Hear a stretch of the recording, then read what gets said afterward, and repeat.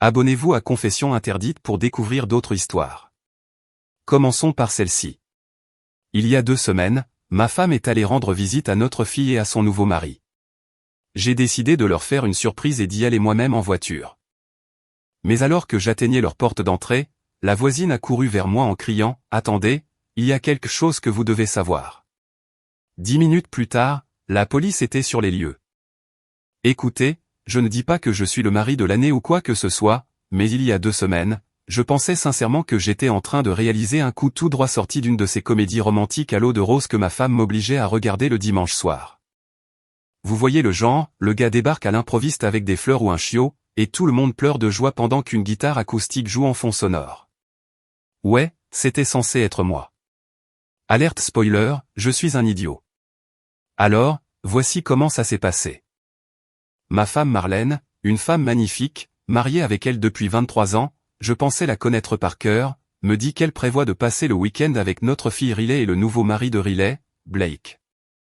Riley s'est mariée il y a environ 8 mois avec ce type, Blake, qui est assez sympa, je suppose, bien qu'il ait l'une de ces barbes qui semble nécessiter un tutoriel YouTube et des huiles de qualité supérieure. Ils venaient d'acheter leur première maison ensemble, un de ces pavillons de banlieue copié-collé à environ 3 heures de route, et Marlène mourait d'envie de voir comment ils l'avaient décoré. Les femmes et leurs coussins décoratifs, pas vrai? Bref, quand Marlène a mentionné le voyage, j'ai fait ce que tout mari d'un grand soutien ferait.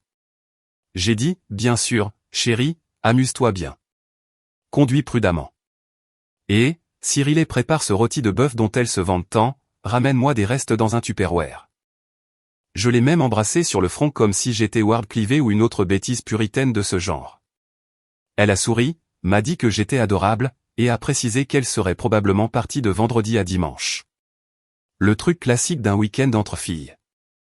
Je lui ai dit que je garderais le fort, que je nettoierais peut-être enfin le garage, que je regarderais du basket, que je vivrais cette vie de célibataire pendant 72 heures. Mais voici le truc, et c'est là qu'intervient mon idée de génie. J'avais un plan différent. Voyez-vous, environ un mois avant tout cela, Riley avait lancé des allusions de la taille d'un panneau publicitaire au sujet de sa vieille malle qui prenait la poussière dans notre grenier. Vous voyez ces grandes malles vintage en bois que les gens utilisaient pour voyager sur les bateaux à vapeur? Ouais, l'une de celles-là. Elle y avait rangé toutes ses affaires d'enfance. De vieilles poupées, des albums de fin d'année, de la poésie vraiment horrifiante de sa période émo qui, j'en suis presque sûr, violait la Convention de Genève. Elle n'arrêtait pas de dire à quel point elle la voulait pour sa nouvelle maison, que ça ferait tellement esthétique dans sa chambre d'amis, quoi que ça veuille dire. Je vous jure, les jeunes de nos jours et leur compte Instagram de décoration d'intérieur. Alors, je me suis dit, vous savez quoi? Je vais être le papa héros. Je vais prendre mon vendredi, dire à mon patron que j'ai un rendez-vous chez le dentiste, que j'ai mal au dos ou n'importe quelle excuse qu'utilisent les hommes d'âge mûr. Et je vais charger cette malle dans mon pick-up et rouler jusqu'à chez Riley pour lui faire la surprise. J'arriverai pile au moment où Marlène serait là. Nous aurions tous ce beau moment en famille, nous commanderions peut-être des pizzas, et je rentrerai le samedi en me sentant comme le père de l'année. Il posterait probablement ça sur Facebook avec un tas d'émojis cœur et de hashtags. Je pourrais même gagner un mug, meilleur papa du monde, dans l'affaire.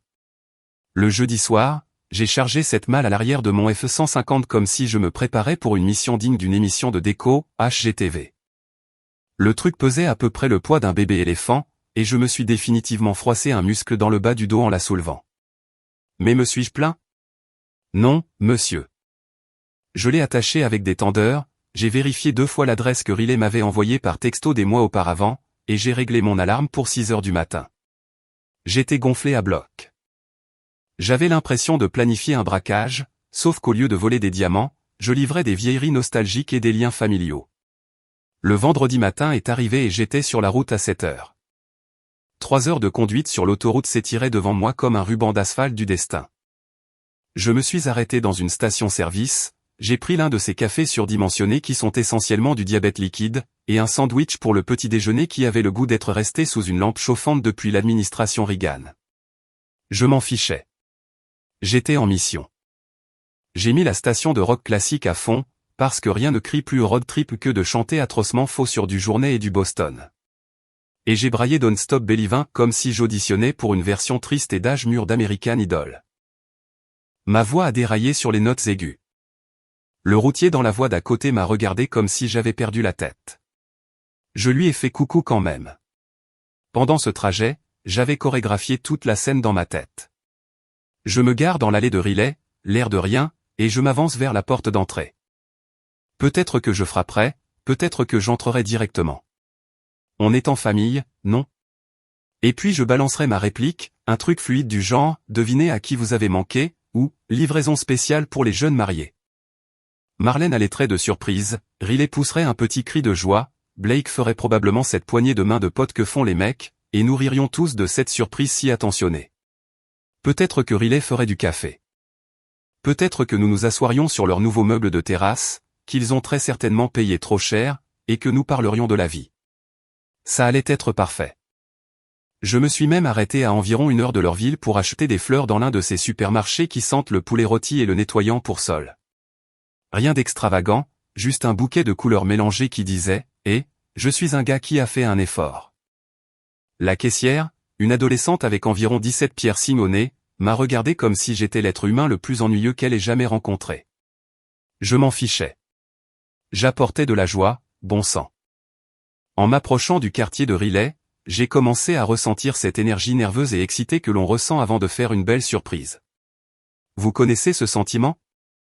Comme quand on est un enfant le matin de Noël, ou quand on est sur le point de faire une demande en mariage, ou quand on trouve un billet de 20 $ dans la poche d'une vieille veste. Mes paumes étaient un peu moites sur le volant. J'ai vérifié mes cheveux dans le rétroviseur, j'en ai encore la plupart, Dieu merci, mais je me suis entraîné à sourire. Je voulais avoir l'air surpris de les voir, même si, évidemment, je ne l'étais pas, puisque j'avais conduit 3 heures spécialement pour ce moment. Le GPS m'indiquait que j'étais à 2 minutes. J'ai tourné dans leur rue, un nom avec « érable » ou quelque chose comme ça, très pittoresque, une vraie Amérique de clôture blanche, et j'ai pu apercevoir leur maison devant moi. Elle ressemblait exactement aux photos que Riley m'avait envoyées. Un bardage bleu pâle, des volets noirs, de petits nains de jardin que Blake détestait probablement mais qu'il laissait Riley exposer de toute façon, parce que c'est ça, le mariage. Le soleil commençait à se coucher, projetant cette lueur dorée de « l'heure magique » sur toute chose, comme si Dieu lui-même mettait un filtre Instagram sur ma visite surprise. Je me suis garé dans l'allée, j'ai mis le camion sur la position parking et je suis resté assis là juste 1 seconde, m'imprégnant de tout ça. C'était le moment. Le moment que j'avais planifié. Le moment qui était censé prouver que j'étais toujours un bon père, un bon mari, un gars qui se souciait assez des siens pour conduire 3 heures avec une malle pleine de souvenirs d'enfance. J'ai attrapé les fleurs sur le siège passager, j'ai vérifié mes dents dans le miroir une dernière fois au pas d'épinards, c'est bon, et j'ai ouvert la portière de mon camion. C'est à ce moment-là que les choses ont cessé d'être un téléfilm de Noël pour devenir exactement l'opposé. Un film d'horreur, peut-être, ou une de ces émissions de télé-réalité où tout le monde finit par hurler et se jeter des verres à la figure. Parce qu'au moment où je suis descendu de mon pick-up, me sentant comme le champion des surprises familiales, j'ai entendu une voix qui allait absolument tout changer. Attendez, n'entrez pas là-dedans. Je ne vais pas mentir, quand j'ai entendu quelqu'un me hurler dessus à travers une pelouse de banlieue immaculée au coucher du soleil, mon premier instinct a été de supposer que je m'étais accidentellement garé devant la mauvaise maison. Vous savez comment sont ces quartiers préfabriqués, n'est-ce pas? Chaque maison ressemble à un projet dessiné par le même architecte qui s'est vraiment emballé pour la couleur beige, puis a simplement copié-collé le même plan 40 fois. Pendant une fraction de seconde, j'ai sincèrement cru que j'étais entré dans l'allée d'un inconnu et que j'allais me faire réprimander par un propriétaire en colère qui prend les limites de sa propriété beaucoup trop au sérieux. Mais non, la voix venait de la maison d'à côté, celle de la véritable voisine de Riley, et elle appartenait à cette dame âgée qui, à cet instant, sprintait à travers son jardin comme si elle participait à une sorte de Jeux olympiques pour seniors. Je parle d'un vrai mode sprint, ce qui était impressionnant compte tenu du fait qu'elle portait des chaussons roses pelucheux et un peignoir qui avait connu des jours meilleurs. Ses cheveux gris étaient enroulés dans ces petits bigoudis que les femmes utilisaient dans les vieilles sitcoms, et son visage arborait une expression à mi-chemin entre la panique et « j'ai attendu toute ma vie pour annoncer cette nouvelle. » Attendez. Arrêtez. N'entrez pas, a-t-elle continué de crier, agitant les bras comme si elle essayait d'attirer l'attention d'un hélicoptère. Elle a failli trébucher sur l'une des bordures de jardin décoratifs de Riley. Vous savez, ces petites barrières en plastique qui ne servent absolument à rien, sauf à vous donner l'impression que votre jardin est divisé en sections. Je suis resté là, pétrifié, un pied encore dans mon camion, l'autre sur l'allée, tenant mes fleurs de station-service comme un idiot, essayant de comprendre ce qui diable se passait. Mon cerveau est immédiatement passé au pire scénario. Peut-être qu'il y avait une fuite de gaz. Peut-être qu'un ours était entré par effraction, bien que nous ne soyons pas exactement dans une région à ours. Mais bon, des choses plus étranges sont déjà arrivées. Peut-être que Blake avait finalement tenté d'utiliser des outils électriques sans surveillance et que la maison était sur le point d'exploser. Ou peut-être que cette dame était juste l'une de ses voisines. Vous voyez le genre, celles qui surveillent les affaires de tout le monde comme si c'était leur métier, qui savent exactement quand vous sortez vos poubelles et qui vous le feront absolument remarquer si vous êtes en avance de 15 minutes. Elle m'a atteint avant que je puisse prendre une décision, que ce soit courir à l'intérieur ou retourner à mon camion. Cette femme, j'allais apprendre plus tard qu'elle s'appelait Madame Kemp et qu'elle avait 73 ans, avec l'énergie de quelqu'un de la moitié de son âge, m'a attrapé le bras avec une force surprenante. Ses doigts se sont enfoncés dans la manche de ma veste comme si elle m'empêchait physiquement de marcher vers la maison. Ses yeux étaient immenses, comme si elle venait d'assister à un meurtre ou de découvrir que la terre était plate ou quelque chose d'aussi bouleversant. Il faut que vous sachiez quelque chose avant d'entrer là-dedans, m'a-t-elle dit, respirant fort après son sprint. De près, je pouvais sentir son parfum, quelque chose de floral et de démodé, comme ce que portait ma grand-mère. Ça se mélangeait à l'odeur de je ne sais quelle bougie qu'elle avait fait brûler chez elle, créant ce drôle de cocktail aromatique de lavande et de panique.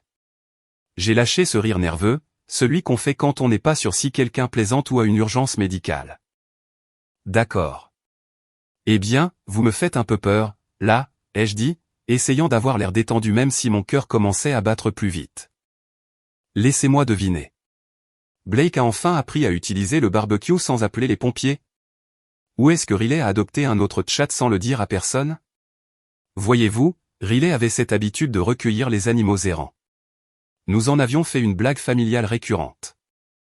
Alors, une partie de moi, la partie optimiste et stupide, pensait que c'était peut-être à propos de quelque chose d'inoffensif. Le visage de Madame Kemp n'a pas changé. Au contraire, elle avait l'air encore plus sérieuse. Elle a jeté un coup d'œil vers la maison de Riley, puis vers moi, puis à nouveau vers la maison, comme si elle s'assurait que personne ne nous observait. Ce n'est pas au sujet de votre fille, a-t-elle dit, et sa voix est tombée dans ce ton grave et bas que les gens utilisent quand ils s'apprêtent à vous annoncer que quelqu'un est mort. C'est au sujet de votre femme. Les fleurs me parurent soudain lourdes dans la main. Ma femme? Marlène? Qu'est-ce qu'elle a? Madame Kemp a serré mon bras encore plus fort. J'allais définitivement avoir un bleu là demain. Elle n'est pas ici pour rendre visite à votre fille, a-t-elle déclaré, puis elle a fait une pause comme si elle était dans un feuilleton à l'eau de rose, attendant que la musique dramatique retentisse. Elle est ici avec un autre homme. Vous connaissez ce sentiment quand quelqu'un dit une chose tellement ridicule que votre cerveau court-circuite complètement? Comme quand quelqu'un vous dit qu'il n'aime pas la pizza, ou qu'il pense que la Terre n'a que 6000 ans. C'est exactement ce qui s'est passé. Je suis resté là, la bouche probablement ouverte comme un poisson mort, essayant d'assimiler les mots qui venaient de sortir de la bouche de cet inconnu en peignoir. Elle est ici avec un autre homme. Cette phrase n'avait même aucun sens. C'était comme si elle me l'avait dit en suédois ou quelque chose du genre. Pardon, quoi, ai-je réussi à dire, et j'ai entendu ma propre voix dérailler un peu. Le sourire que j'affichais, ce sourire de visite surprise, idiot et excité, a glissé de mon visage si vite qu'il a probablement laissé des traces de dérapage. Comment ça, un autre homme? Genre, un entrepreneur? Un agent immobilier? De quoi parlez-vous? L'expression de Madame Kemp est passée de la panique à la compassion, ce qui était d'une certaine manière encore pire. La panique, je pouvais la gérer. La compassion signifiait que quelque chose n'allait réellement, sincèrement pas du tout. Un homme, a-t-elle répété, plus lentement cette fois, comme si j'étais dur d'oreille ou particulièrement stupide. Pas votre gendre. Pas un membre de la famille. Un homme avec qui elle séjourne ici. Votre fille et Blake ne sont pas rentrés de la semaine. Je pensais que vous saviez. Je crois qu'elle s'est arrêtée, semblant réaliser quelque chose. Oh mon Dieu, vous ne saviez pas, n'est-ce pas? L'aléma semblait s'incliner. J'ai baissé les yeux sur les fleurs dans ma main.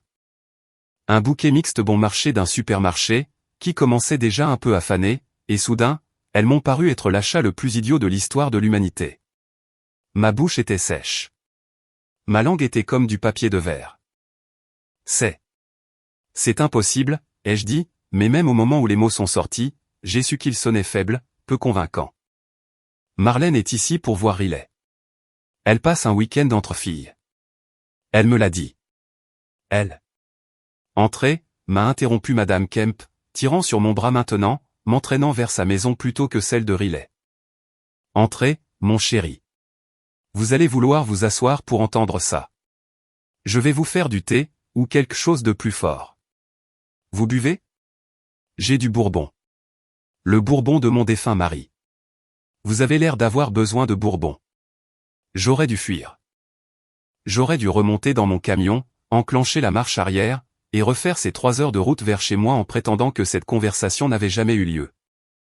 J'aurais dû au moins marcher jusqu'à la porte de Riley et frapper, confirmer les choses de mes propres yeux avant d'écouter une voisine que je n'avais même jamais rencontrée auparavant. Mais je n'ai rien fait de tout ça, parce qu'au fond de moi, dans cet endroit affreux des tripes où vous savez les choses avant même que votre cerveau ne veuille l'admettre, je savais que Madame Kemp disait la vérité. Alors, je l'ai suivie. J'ai laissé cette femme de 73 ans en peignoir et en chaussons me guider à travers sa pelouse, monter les marches de son porche et entrer dans sa maison qui sentait la naphtaline, les bougies à la cannelle et ce genre de pot pourri pour personnes âgées qu'on ne peut plus acheter aujourd'hui. Je l'ai suivi comme un idiot dans l'un de ces films d'horreur qui entend un bruit étrange dans le sous-sol et décide d'enquêter au lieu de partir. Je l'ai suivi parce que l'alternative entrer dans la maison de Riley et confirmer ce que je savais déjà en quelque sorte était encore trop terrifiante à affronter dans l'immédiat. Et c'est ainsi que ma parfaite visite surprise s'est transformée en la pire journée de toute ma vie. Le salon de Madame Kemp ressemblait exactement à ce à quoi on s'attend pour le salon d'une femme de 73 ans. On parle de napperons sur toutes les surfaces, d'environ 4000 photos encadrées de petits-enfants sur la cheminée, de l'un de ces anciens canapés à motifs floraux qui est probablement plus vieux que moi et qui fait ce bruit de craquement quand on s'assoit dessus. Et d'assez de coussins décoratifs pour ouvrir une petite boutique. L'endroit entier sentait comme si un magasin Bath & Body Works avait explosé dans une maison de retraite. Des bougies à la cannelle brûlaient sur la table basse, une sorte de désodorisant à la pomme était branché au mur, et sous tout cela, cette odeur distincte de vieille maison, de naphtaline et du temps qui passe. Elle m'a désigné le canapé à motif floral, naturellement, avec des roses choux de la taille d'une assiette et je me suis assis comme un enfant obéissant qu'on envoie dans le bureau du directeur. Les coussins ont gémi sous mon poids. Je tenais toujours ces stupides fleurs de station-service, et j'ai fini par les lâcher sur la table basse, à côté d'un bol de ces bonbons à la fraise dont chaque grand-mère en Amérique possède apparemment une réserve à vie. Mes mains tremblaient un peu. Madame Kemp l'a remarqué. « Je vais vous préparer du thé », a-t-elle annoncé, traînant déjà les pieds vers ce que je supposais être la cuisine. À moins que vous ne vouliez ce bourbon. Je vous le dis, le bourbon de Mont Harold, c'est de la bonne came. Du papy Van Winkle de 20 ans d'âge. Il le gardait pour une occasion spéciale, mais il est mort avant d'avoir pu le boire. Alors, maintenant. Je l'offre juste aux gens en crise. Êtes-vous en crise? Vous avez l'air d'être en crise. Je ne le sais même pas encore, ai-je répondu honnêtement, et ma voix semblait bizarre, creuse et lointaine, comme si je m'entendais à travers un téléphone. Peut-être juste. Pouvez-vous juste m'expliquer de quoi vous parlez? Au sujet de ma femme? Parce que j'espère vraiment que c'est une sorte de malentendu, comme peut-être que vous avez vu quelqu'un qui ressemble à Marlène. Ou peut-être que... Madame Kemp s'est arrêtée dans l'embrasure de la porte de la cuisine et s'est retournée. Son visage avait cette expression qu'ont les gens quand ils s'apprêtent à annoncer une mauvaise nouvelle, et qu'ils savent que ça va faire mal. Mon chéri, j'habite à côté de votre fille depuis 8 mois. J'ai rencontré votre femme 3 fois. Je sais à quoi elle ressemble, et je vous affirme qu'elle est dans cette maison depuis mercredi avec un homme qui n'est définitivement pas vous et qui n'est définitivement pas Blake. Mercredi? C'était il y a 2 jours. Marlène m'avait dit qu'elle partait vendredi matin, ce qui signifiait qu'elle avait menti sur la date même de son départ. J'ai senti quelque chose de froid s'installer dans mon estomac, comme si j'avais avalé de la glace. Décrivez-le, ai-je dit, et je ne sais pas pourquoi c'était ma première question, mais ce fut le cas. Ce type, à quoi ressemble-t-il? Madame Kemp est revenue dans le salon au diable le thé, apparemment et s'est assise dans un fauteuil en face de moi, assortie au canapé. Elle a croisé les mains sur ses genoux comme si elle s'apprêtait à témoigner au tribunal. Grand, peut-être 1,80 m les cheveux gris, une allure très distinguée. Une belle voiture, un de ces SUV de luxe, une Lexus, je crois. Il s'habille bien, des vêtements chers, le genre d'homme qui sent probablement une eau de Cologne qu'on ne trouve pas chez Target. Si vous voyez ce que je veux dire. Je savais exactement ce qu'elle voulait dire, et je savais aussi, avec une certitude absolue, qui elle décrivait. Grégory. Grégory, du club de lecture de Marlène. Grégory qui travaillait dans la finance et qui avait divorcé l'année dernière. Grégory, que Marlène avait mentionné peut-être 3 ou 4 fois au cours des derniers mois, toujours avec désinvolture, toujours en passant. Oh, Grégory a recommandé ce roman. Grégory pense que nous devrions essayer ce nouveau restaurant. Grégory dit que le marché va s'effondrer. Grégory, que je n'avais jamais rencontré, mais qui était devenu d'une manière ou d'une autre un personnage récurrent dans les conversations de ma femme. Fils de pute, ai-je murmuré, et Madame Kemp a hoché la tête avec compassion, comme si je venais de résoudre un puzzle vraiment déprimant. Je les ai vus arriver ensemble mercredi après-midi, a-t-elle continué, et maintenant qu'elle avait commencé, c'était comme si elle ne pouvait plus s'arrêter. Cette femme avait gardé cette information pour elle pendant 2 jours, mourant probablement d'envie d'en parler à quelqu'un. Ils avaient des valises. Il riait. Il a mis sa main dans le bas de son dos lorsqu'ils ont marché jusqu'à la porte. J'ai cru que je m'étais peut-être trompé au début, j'ai pensé que c'était innocent, mais ensuite. Eh bien, ensuite je ne les ai pas vus sortir. Ni mercredi soir, ni jeudi. Ni ce matin. La lumière de la chambre était allumée la nuit. Je les ai vus hier par la fenêtre de la cuisine préparer le petit déjeuner ensemble. Et, mon chéri, je ne veux pas être indélicate, mais la façon dont il la regardait n'était pas la façon dont on regarde la mère de ses amis. Si vous voyez où je veux en venir. J'avais compris où elle voulait en venir. Je l'avais tellement bien compris que j'ai cru que j'allais vomir sur son canapé à rose géante. Mon cerveau faisait ce truc où il essaie de réécrire les derniers mois, à la recherche d'indices que j'aurais manqués. Marlène avait-elle été distante? Avait-elle été différente?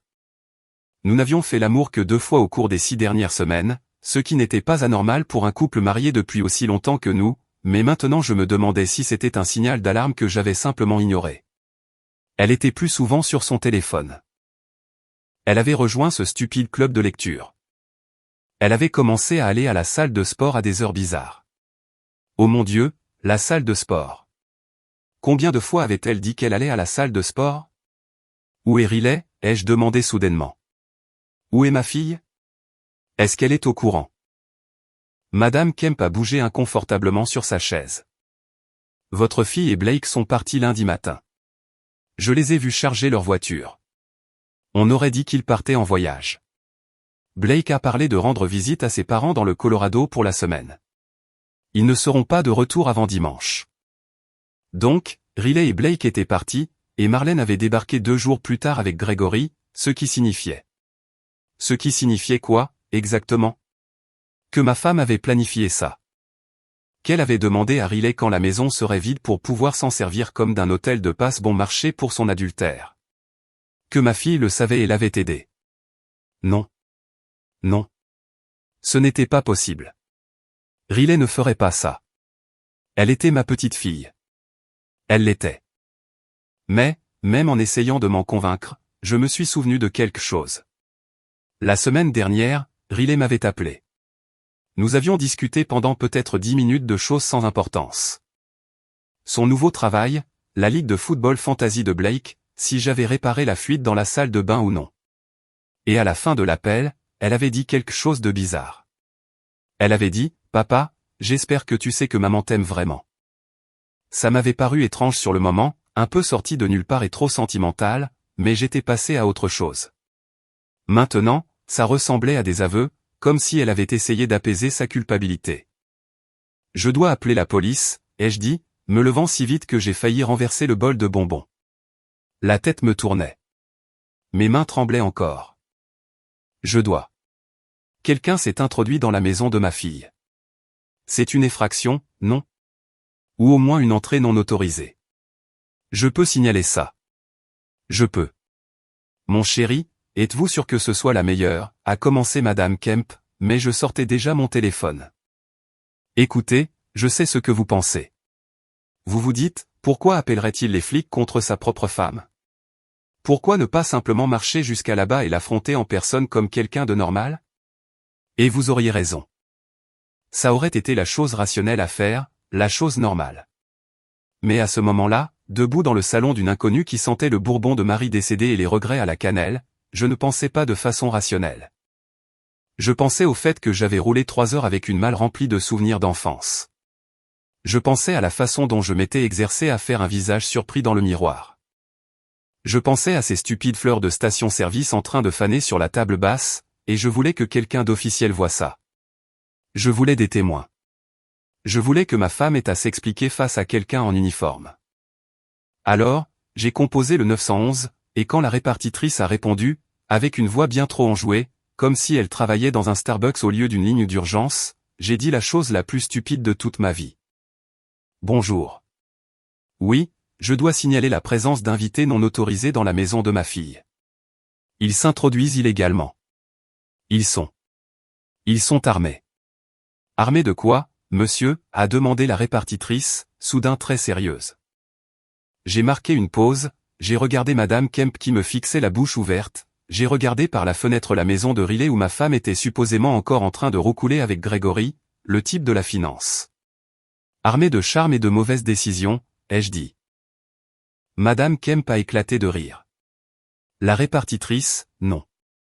10 minutes plus tard, des gyrophares rouges et bleus peignaient le coucher de soleil de la banlieue, et j'ai réalisé que ma visite surprise était officiellement devenue une scène de crime.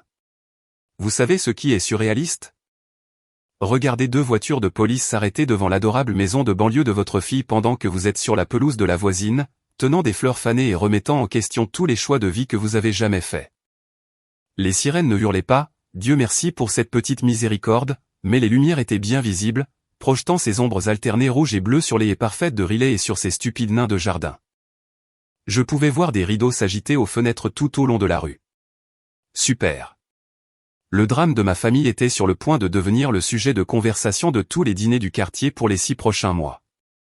Les flics qui sont sortis de leur véhicule ressemblaient exactement à des flics de séries télévisées. Un gars plus âgé avec une moustache qui avait probablement été cool et réglementaire en 1987, et un jeune officier qui avait l'air d'avoir été diplômé de l'académie il y a environ 15 minutes et qui était encore enthousiasmé par tout. Ils avaient tous les deux cette assurance désinvolte qui vient du fait de gérer les absurdités de la banlieue au quotidien. Tapage nocturne, chiens en liberté, hommes d'âge mûr dénonçant leurs épouses infidèles comme des intrus. Vous savez, la routine. Madame Kemp m'avait suivi hors de sa maison parce qu'il était évident qu'elle n'allait pas rater le spectacle après avoir tout déclenché. Elle se tenait sur son porche dans son peignoir comme si elle regardait un défilé, composant probablement déjà dans sa tête l'appel téléphonique qu'elle passerait à sa sœur en Floride. Je pouvais presque entendre sa future conversation. Tu ne devineras jamais ce qui s'est passé dans ma rue aujourd'hui, Gladys. Le flic le plus âgé au son badge indiqué Morrison s'est approché de moi en premier. Il avait cette expression qui disait qu'il avait déjà décidé que cet appel allait être une perte de temps, mais qu'il allait quand même rester professionnel. C'est vous qui avez appelé, monsieur? C'est moi, ai-je dit, et ma voix a un peu déraillé. Très masculin. Très impressionnant. Je me suis raclé la gorge. La maison de ma fille. Elle n'est pas là, mais il y a des gens à l'intérieur qui ne devraient pas y être. L'officier Morrison a sorti un petit carnet, le genre que les flics ont toujours dans les films. Et vous avez une clé de la résidence? Non, mais... Votre fille sait-elle que ces personnes sont dans sa maison? C'était la question à $1 million, n'est-ce pas? J'ai hésité juste assez longtemps pour que Morrison le remarque. Je le crois, mais là n'est pas la question. La question c'est que... Qui sont les individus à l'intérieur, monsieur, a interrompu le jeune flic. Son badge indiquait chien, et il avait l'air bien trop impatient, comme s'il pensait que ça pouvait se transformer en une intervention vraiment excitante plutôt qu'en une simple dispute conjugale. J'ai pris une grande inspiration. C'est parti. Ma femme et son ami. Un ami de sexe masculin, qui n'est pas moi. Il séjourne ici pendant que ma fille est partie en voyage, et je n'étais pas au courant. Et mon Dieu, le dire à voix haute rendait la chose encore plus pathétique. Je pouvais voir l'expression de Morrison passer d'un intérêt professionnel à « Oh, c'est ce genre d'appel. » Donc, c'est une situation conjugale, a dit Morrison, n'en faisant même pas une question. C'est une situation de violation de domicile, ai-je corrigé, sachant pertinemment à quel point j'avais l'air désespéré. Ils utilisent la maison de ma fille sans permission. Madame Kemp a choisi ce moment pour intervenir depuis son Porsche. La femme est ici depuis mercredi avec un homme qui conduit une Lexus. J'ai tout vu. Elle l'a dit avec l'enthousiasme de quelqu'un qui a attendu toute sa vie pour être témoin dans une affaire de police. Morrison a soupiré. Le genre de soupir qui disait qu'il était flic depuis bien trop longtemps et qu'il avait vu bien trop de conneries en banlieue. Très bien. Nous allons frapper à la porte, vérifier la situation. Monsieur, je vais vous demander d'attendre ici pendant que nous établissons le contact. Attendre ici? Est-ce qu'il plaisantait? J'avais conduit 3 heures, appelé la police contre ma propre femme, et maintenant je devais rester sur la pelouse comme un figurant rejeté dans ma propre vie. Mes chiens me faisaient déjà signe de ne pas bouger, alors j'ai obéi, parce que se disputer avec des policiers semblait être un excellent moyen de rendre cette journée encore pire. Je les ai regardés remonter l'allée de Riley, la même allée dans laquelle je m'étais garé il y a peut-être 20 minutes quand je pensais encore surprendre ma famille avec des fleurs et une malle pleine de nostalgie. Ils ont marché sur le porche avec les citrouilles que Riley avait arrangées dans une décoration parfaite digne de Pinterest. Morrison a frappé. 3 coups solides qui ont résonné dans la paisible soirée de banlieue. Pendant une seconde, rien ne s'est passé. Mon cœur battait si fort que je pouvais l'entendre dans mes oreilles. Peut-être qu'ils n'étaient pas là. Peut-être qu'ils étaient sortis dîner. Peut-être que toute cette histoire était un malentendu, que Madame Kemp s'était trompée, que j'avais appelé la police pour absolument rien, et que je pourrais encore sauver la situation. La porte s'est ouverte, et elle était là. Marlène. Ma femme depuis 23 ans. La femme que j'avais épousée quand nous avions tous les deux 25 ans et que nous étions stupides et pensions tout savoir sur l'amour. La mère de mon enfant, la personne avec qui j'avais partagé une hypothèque, un lit, une vie. Elle portait ce peignoir blanc pelucheux que je n'avais jamais vu auparavant, définitivement nouveau, probablement cher, et définitivement pas acheté en pensant à moi. Ses cheveux blonds, qu'elle gardait d'habitude soignés et coiffés, étaient décoiffés de cette façon censée faire décontracter mais qui demande en réalité des efforts. Ou de cette façon qui arrive quand vous avez fait des choses que vous ne devriez pas faire avec quelqu'un qui n'est pas votre mari. Son visage était rouge. De quoi? Je ne voulais pas y penser. Et quand elle a regardé les flics, elle a eu cette expression de légère confusion, comme s'ils avaient interrompu son visionnage sur Netflix ou quelque chose d'aussi innocent. Oui, officier. Puis-je vous aider? Morrison m'a désigné d'un geste de la main, debout sur la pelouse de Madame Kemp. Madame, connaissez-vous ce monsieur? Les yeux de Marlène ont suivi son geste. Et quand elle m'a vu, quand elle a réalisé que j'étais debout là, que je l'avais trouvé, que j'étais la raison pour laquelle la police était à sa porte, son visage est passé par environ 17 émotions différentes en 3 secondes. Confusion, reconnaissance, horreur, panique, et puis, finalement, cette expression pâle et figée, comme si on avait versé de l'eau glacée directement dans son âme. Monsieur, habitez-vous ici, lui a demandé Morrison, ce qui était bizarre parce qu'évidemment Marlène n'était pas un monsieur, mais je suppose que les flics ont leur procédure. La bouche de Marlène s'est ouverte, fermée, ouverte à nouveau. Elle ressemblait à un poisson qui venait de réaliser qu'il n'était plus dans l'eau. Je suis en visite chez ma fille, a-t-elle fini par réussir à dire, et sa voix était bien trop aiguë, sur la défensive, coupable. Amusant, ai-je crié depuis ma position sur la pelouse, sans même essayer de dissimuler le sarcasme dans ma voix. Parce que ta fille est dans le Colorado, et aux dernières nouvelles, elle n'avait pas mis le petit ami mystère de sa mère sur la liste des invités. C'est là qu'il est apparu. Grégory. Monsieur Finance, Monsieur Cheveux Gris distingué, Monsieur je sens probablement l'eau de Cologne hors de prix. Il s'est matérialisé derrière Marlène comme un acteur secondaire entrant dans le cadre, et j'ai eu mon premier vrai regard sur le type avec qui ma femme couchait en cachette. Grand, tout comme l'avait dit Madame Kemp, portant un pantalon de costume et une chemise boutonnée qui coûtait probablement plus cher que la mensualité de mon pick-up. Pieds nus, ce qui, pour une raison quelconque, rendait tout encore pire. C'étaient ses pieds nus sur le sol de ma fille, se promenant comme s'il était le maître des lieux. Y a-t-il un problème ici, officier, a-t-il demandé, et sa voix était suave, confiante, le genre de voix habituée à obtenir ce qu'elle veut. Il a posé sa main sur l'épaule de Marlène. Possessif, à l'aise, familier. Et j'ai eu envie de sauter par-dessus les nains de jardin de Riley pour lui mettre un coup de poing directement sur son visage distingué. Morrison a regardé Gregory, puis Marlène, puis moi, puis est revenu à eux. Je pouvais le voir assembler les pièces du puzzle. Je pouvais voir le moment exact où il a réalisé que cet appel n'avait rien à voir avec une intrusion et tout à voir avec un mariage en train de s'effondrer en temps réel sur le pas d'une porte de banlieue. « Monsieur, quelle est votre relation avec le propriétaire ?» a-t-il demandé à Gregory. « Je suis, reniflement, un ami de la famille », a répondu Gregory de manière fluide. Menteur. Nous gardons la maison pendant que Riley et Blake sont en voyage. C'est intéressant, ai-je hurlé en faisant un pas en avant. Chin s'est immédiatement déplacé pour me bloquer, ce qui était probablement intelligent car je ne savais légitimement pas ce que j'étais sur le point de faire. Parce que je suis le père de Riley et que personne n'a mentionné que ma femme garderait la maison avec un mec au hasard nommé Gregory. Marlène a tressailli quand j'ai prononcé son nom. Comment as-tu? Comment savais-tu? J'ai ri, un rire amer et sec. Gregory du club de lecture? Gregory de la finance? Gregory qui pense que le marché va s'effondrer? Ce Gregory-là? Ouais, Marlène. Tu as juste assez parlé de lui pour que j'aurais dû deviner ça il y a des mois. Morrison a levé la main. Très bien, tout le monde se calme.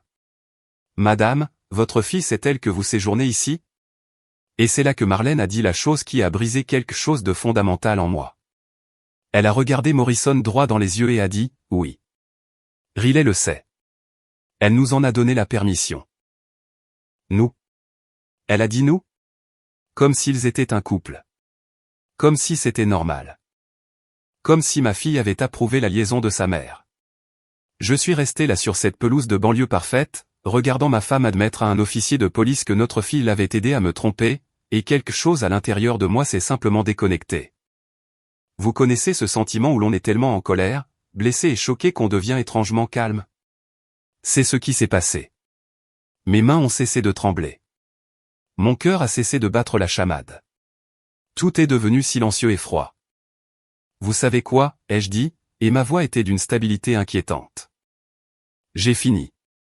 Je retourne à mon camion. Officier, merci pour votre temps. Je m'excuse de l'avoir gaspillé. Madame Kemp, merci pour votre honnêteté. Marlène, Gregory, profitez du reste de votre escapade romantique dans la maison de notre fille. J'espère que la chambre d'amis a de beaux draps. Je me suis retourné et j'ai commencé à marcher vers mon camion. Derrière moi, je pouvais entendre Morrison dire quelque chose à propos de conflits conjugaux et suggérer que nous nous calmions tous. Je pouvais entendre Marlène crier mon nom, attends. S'il te plaît. Laisse-moi t'expliquer. Mais j'ai continué à marcher. Je suis monté dans mon camion, j'ai démarré le moteur, et je suis parti pendant que deux flics, une voisine curieuse, une femme infidèle et un mec de la finance suffisant me regardaient partir. J'ai tenu 3 pâtés de maison avant de devoir me garer sur le bas-côté, parce que mes mains tremblaient trop fort pour conduire en toute sécurité. Et c'est là que j'ai fini par appeler ma fille. Je me suis garé sur le parking d'un Wendy's à environ 5 minutes du quartier de Riley, parce qu'apparemment, même les dépressions nerveuses exigent une ambiance de fast-food. Le parking était presque vide, à l'exception d'un monospace avec un autocollant « Mon enfant est un élève d'honneur » et d'une Honda Civic d'adolescent qui crachait de la musique si fort que je pouvais sentir les basses à travers mon volant. Je me suis garé dans le coin le plus éloigné, à l'écart de tout le monde, et je suis resté assis là, le moteur allumé et le chauffage en marche même s'il ne faisait pas froid. Mes mains agrippaient toujours le volant comme si c'était la seule chose solide qui restait dans mon univers. Pendant 5 bonnes minutes, j'ai juste fixé le logo Wendy's sur le bâtiment. Cette petite fille rousse souriante qui nous ment sur la supériorité des hamburgers carrés depuis 1969. Et je me suis mis à rire. Pas le bon genre de rire. Le genre qui est à 2 secondes de se transformer en toute autre chose. Le genre qui pousse les gens dans les parkings à éviter le contact visuel avec vous. J'ai ri parce que j'avais roulé 3 heures pour faire une surprise à ma famille. J'avais répété ma phrase d'entrée. J'avais acheté des fleurs dans un supermarché. J'avais appelé la foutue police. Et maintenant, j'étais assis dans un parking de Wendy's à faire ce qu'on ne pourrait qualifier que de dépression nerveuse de compétition. Mon téléphone était posé dans le porte-gobelet et je savais que je devais appeler Riley. J'avais besoin d'entendre sa voix me dire que Madame Kemp se trompait. Que Marlène se trompait. Que tout ceci n'était qu'un horrible malentendu impliquant des sosies, des coïncidences et des canulars de télé-réalité. Mais je savais aussi, au plus profond de cet endroit affreux où réside la vérité avant que votre cerveau ne veuille l'admettre, que si je l'appelais, elle confirmerait tout. Elle me dirait qu'elle savait. Qu'elle l'avait aidé. Et ça allait me faire plus de mal que tout ce qui s'était passé aujourd'hui. J'ai pris le téléphone, je l'ai reposé, je l'ai repris. Une notification de message s'est allumée sur l'écran. De Marlène, naturellement. S'il te plaît, appelle-moi. Laisse-moi t'expliquer. Ce n'est pas ce que tu penses. Je l'ai supprimé sans lire le reste. Un autre est arrivé immédiatement. Je suis désolé que tu l'aies découvert de cette façon. Supprimé. Un autre. Peut-on s'il te plaît parler comme des adultes? J'ai failli balancer mon téléphone à travers le pare-brise. Au lieu de ça, j'ai appelé Riley. Elle a répondu à la deuxième sonnerie. Toute joyeuse et pétillante, comme si son monde n'était pas en train d'imploser. Et papa, quoi de neuf? Tout va bien? Le son de sa voix, si normale, si décontractée, si totalement inconsciente que je savais, a fait se tordre quelque chose dans ma poitrine. Oh, je vais fantastiquement bien, ma chérie, ai-je dit, et je pouvais entendre le tranchant dans ma propre voix. Assez aiguisé pour couper du verre. Une question pour toi. À quel moment exactement es-tu devenue la complice de ta mère dans l'adultère? Y a-t-il eu un processus de candidature, ou est-ce qu'elle te l'a juste demandé directement? Silence. Un long et lourd silence. En arrière-plan, je pouvais entendre Blake dire quelque chose. Demandant probablement qui était au téléphone. La voix de Riley est devenue plus basse, plus prudente. Papa, où es-tu? Je suis assis sur le parking d'un Wendy's à environ 5 km de chez toi, ai-je répondu. Tu sais, la maison où je viens de rouler 3 heures pour vous rendre visite? La maison où je pensais vous trouver, toi, Blake et maman, en train de passer un bon week-end entre filles? Sauf que surprise, tu n'es pas là. Blake n'est pas là. Mais maman est définitivement là. Avec Grégory. Tu te souviens de Grégory? Grégory de la finance?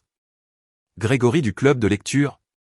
Le distingué Grégory aux cheveux gris, qui se promène actuellement pieds nus dans ta maison comme s'il payait le prêt immobilier? Oh mon Dieu! La voix de Riley s'est brisée. Papa, je peux t'expliquer. Ah oui, les jeux interrompus, et j'étais surpris de voir à quel point je semblais calme. D'un calme mortel. Le genre de calme qui vient après avoir traversé toutes les autres émotions pour atterrir sur une fureur froide. Peux-tu m'expliquer pourquoi tu as donné à ta mère la permission d'utiliser ta maison comme un hôtel de passe bon marché? Peux-tu m'expliquer pourquoi tu n'as pas pensé qu'il fallait peut-être mentionner à ton père que sa femme planifiait une escapade romantique avec un autre homme? Je suis vraiment curieux de connaître la logique ici. Riley. Explique-moi le cheminement. Papa, s'il te plaît, ne sois pas comme ça. Ne sois pas comme ça? J'ai ri à nouveau. Ce sont déséquilibrés qui devenaient ma nouvelle signature. Je viens d'appeler les flics contre ma propre femme. Je suis assis sur le parking d'un Wendy's en train de parler à ma fille qui pense apparemment que couvrir l'infidélité de sa mère est un comportement familial normal. Comment devrais-je être, exactement? La voix de Blake est passée à travers le téléphone, étouffée. C'est ton père? Qu'est-ce qui se passe? Riley l'a fait taire. Je pouvais les entendre chuchoter, et ça m'a mis irrationnellement en colère qu'elle consulte son mari de 8 mois sur la façon de gérer les sentiments de son père. Son mari à qui elle avait probablement parlé de ça avant de m'en parler. Son mari qui était probablement au courant de toute cette histoire lui aussi. Papa, a fini par dire Riley. Sa voix faisant ce truc où elle devient toute mesurée et thérapeutique. Comme si elle parlait à un témoin hostile. Maman était malheureuse. Elle est malheureuse depuis longtemps. Elle avait besoin d'espace pour comprendre les choses. De l'espace? Le mot est sorti plus fort que je ne le voulais. Le gamin de la Honda Civic a jeté un regard vers mon camion. Je m'en fichais. L'espace, c'est aller dans un spa. L'espace, c'est prendre un cours de yoga. L'espace, ce n'est pas baiser avec Grégory du club de lecture dans la chambre d'amis de sa fille pendant que son mari pense qu'elle passe un week-end entre filles. C'est plus compliqué que ça. Elle échouait de façon spectaculaire à rester calme, n'est-ce pas? Je pouvais sentir ma gorge se serrer. Et toi, tu es ma fille. Tu es censé être de mon côté. Tu es censé me dire quand quelque chose comme ça se produit. Pas lui donner le double de tes clés et lui souhaiter de bien s'amuser à commettre un adultère. Je ne suis du côté de personne. La voix de Riley s'est élevée. Ce n'est pas une question de quand.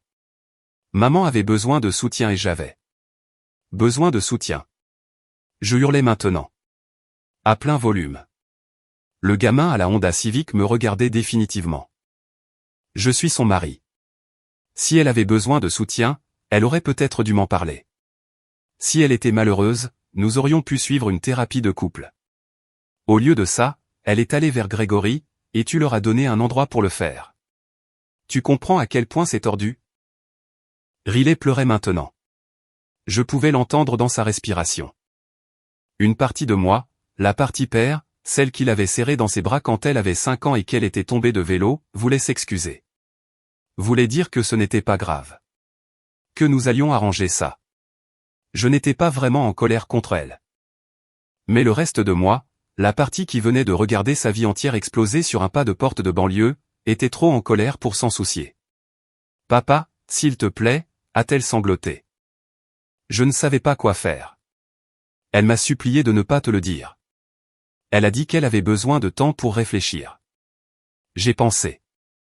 J'ai pensé que peut-être il réaliserait que c'était une erreur, que ça se terminerait, et que tu n'aurais jamais à le savoir. J'essayais de te protéger. Me protéger? J'ai ri, amer et coupant.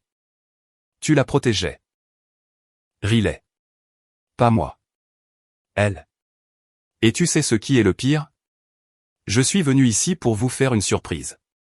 J'ai pris ma journée au travail. J'ai chargé cette stupide malle que tu me demandais. J'ai conduit 3 heures en écoutant journée et en pensant à quel point j'étais un super père. J'avais des fleurs. Riley. Des fleurs de station-service.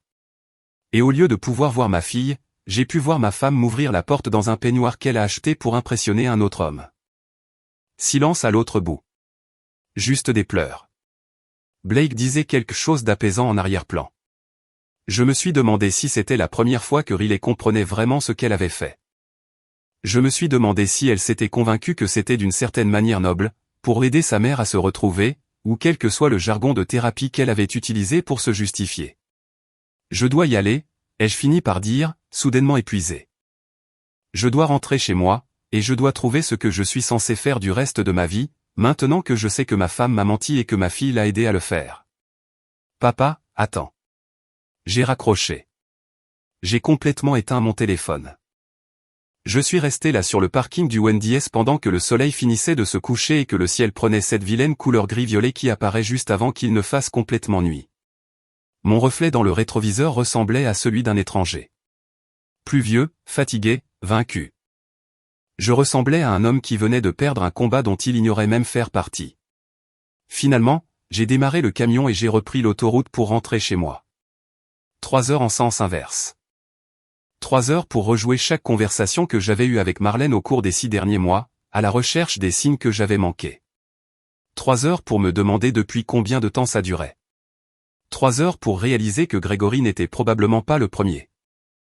Que le club de lecture n'était probablement pas juste un club de lecture. Que toutes ces visites à la salle de sport, ces soirées entre filles et ces réunions de travail tardives étaient probablement exactement ce que j'avais été trop stupide pour soupçonner. Vers la 2e heure de trajet, j'ai recommencé à rire. Pas le genre crise de nerfs cette fois. Le genre de rire amer, qui accepte les choses. Parce que j'avais passé tout l'allée à chanter Don't Stop Believin' à tue-tête, me sentant comme le meilleur papa surprise du monde. Et maintenant, je rentrais chez moi dans un silence total, me sentant comme le plus gros idiot du monde. Je me suis arrêté dans une station-service à environ 1 heure de chez moi. J'ai pris encore un café dont je n'avais pas besoin. La caissière m'a demandé si j'allais bien. J'ai répondu, bien sûr. Je viens juste de découvrir que ma femme me trompe, que ma fille l'aide à le faire, et j'ai appelé la police comme un psychopathe au lieu de gérer ça comme un adulte. Je vis un rêve. Elle m'a offert le café et m'a dit que son ex-mari avait fait la même chose, sauf que c'était avec sa secrétaire, ce qui est apparemment très peu original. Nous avons eu un moment de solidarité d'époux trahi au-dessus de l'essence sans plomb et des billets de loto. Au moment où je me suis garé dans mon allée, Mon allée vide et silencieuse où la voiture de Marlène aurait dû être mais n'y était pas, il était presque minuit. Je suis resté dans le camion pendant encore 10 minutes avant de pouvoir me forcer à entrer. La maison me semblait différente. Étrangère. Comme si je m'introduisais dans la vie de quelqu'un d'autre. Je suis allé directement dans la chambre. J'ai regardé notre lit. Ce lit que j'avais partagé avec Marlène pendant plus de 2 décennies, et j'ai décidé que je dormirais sur le canapé à partir de maintenant. Peut-être pour toujours. Je brûlerai ce matelas avant de dormir à nouveau dessus. J'ai pris un oreiller et une couverture, je suis allé dans le salon, j'ai allumé la télé sur un talk show de fin de soirée dont je me fichais éperdument, et je me suis allongé là, fixant le plafond. Mon téléphone était toujours éteint. Quelque part, Marlène était probablement en train de paniquer. Riley était probablement dans une spirale de culpabilité. Grégory était probablement en train de chercher sur Google comment calmer le mari en colère de quelqu'un d'autre. Et moi ? Je repensais à la façon dont j'avais répété ma phrase d'entrée dans le miroir du camion, « Devinez à qui vous avez manqué ?» Ouais. Devinez qui a été un idiot complet. Je n'ai pas dormi de la nuit. Pas même un peu. Je suis resté allongé sur mon canapé. Ce même canapé que Marlène et moi avions choisi ensemble dans un magasin de meubles où le vendeur avait été beaucoup trop enthousiaste à propos des canapés d'angle, et j'ai fixé le plafond jusqu'à ce que le soleil se lève. Vers 4 heures du matin, je m'étais levé pour faire du café. Même si mes mains tremblaient tellement que j'ai renversé du marc de café partout sur le plan de travail. Au moment où le lundi matin est arrivé, j'avais consommé environ 17 tasses de café, regardé des publi-reportages pour des gadgets de cuisine que je n'achèterais jamais, et j'avais pris une décision. Je n'allais pas être le mari triste et pathétique qui supplie sa femme de revenir. J'allais être stratégique. Calculateur. J'allais les frapper là où ça fait mal.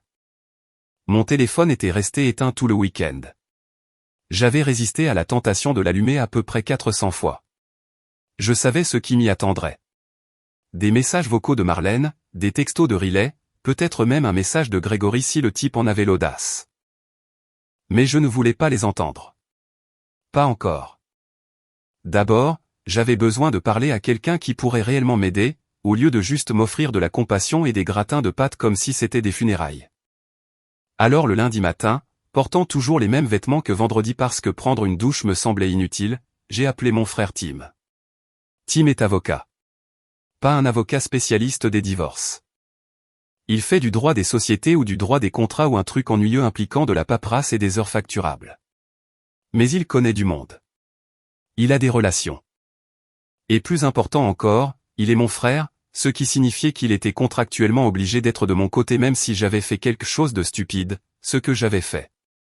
À plusieurs reprises. Devant des policiers. Tim a répondu à la première sonnerie. D'où Jésus. J'ai essayé de te joindre tout le week-end. Marlène n'arrête pas de m'appeler. Riley n'arrête pas de m'appeler. Que diable s'est-il passé? Je lui ai fait la version abrégée. La visite surprise. Madame Kemp. Grégory. La police. L'appel téléphonique avec Riley. Quand j'ai eu fini, Tim est resté silencieux pendant un long moment. Puis il a dit, « Tu as appelé la police contre ta propre femme. » Pour ma défense, je faisais ce que les professionnels de santé classeraient probablement comme une dépression nerveuse. C'est de bonne guerre, a dit Tim, et je pouvais l'entendre taper sur son ordinateur. Probablement déjà en train de chercher des contacts. Ok. Alors voici ce que tu vas faire. As-tu besoin de conseils ou de vengeance? Les deux, ai-je dit immédiatement. Je veux les deux.